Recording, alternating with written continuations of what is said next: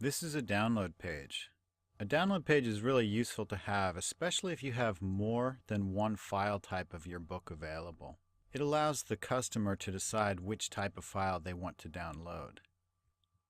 If you scroll down just a little bit, you'll see the PDF version, the MOBI version, and the EPUB file are all here, along with some brief explanations as to how to use this page basically.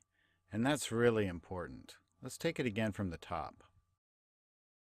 If you have a download page, you want to make sure that everything is really simple to follow and all of your customers are going to have an easy time with it.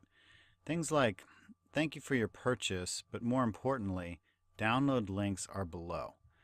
And then you may even have a paragraph or so that explains what they can expect if anything goes wrong, that you will work with them, things like that.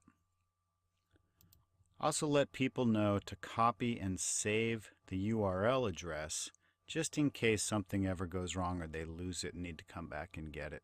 After all, they bought your book, they should be able to come back and get it. I like to include a little bit of information about caliber, just in case people are having trouble with the file format and they're trying to convert it to something different. You may also want to make a mention about piracy, because piracy does happen. And so you might want to say something like, the author has a family to feed. Please don't distribute this link. Inevitably, a few people are going to pirate your book. It can't be helped with digital products. I personally wouldn't worry about it too much. A lot of authors ask me questions about piracy, and my philosophy is the more people who pirate your book, that's a good sign. Hopefully the more people will end up buying it legitimately and paying you for it. Now if we scroll back to the top, I want to point out that this download page does not exist as a menu option on this website.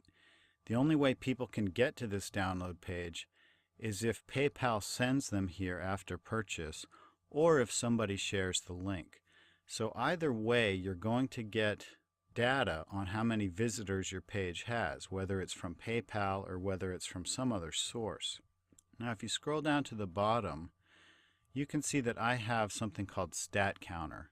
And there are many different ways of doing this. This is just my method of keeping track of how many people come to this page.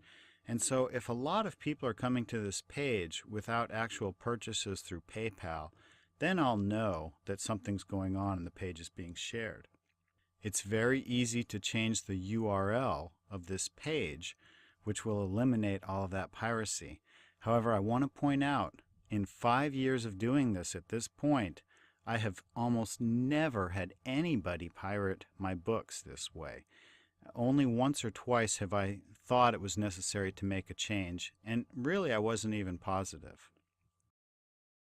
All websites have the ability to add a new page, and most of them have the ability to make them visible or invisible, whether they show up in the navigation or don't show up in the navigation or menu. And so, for example, hidden pages at this website include the download page and also an example download page where I teach this kind of stuff.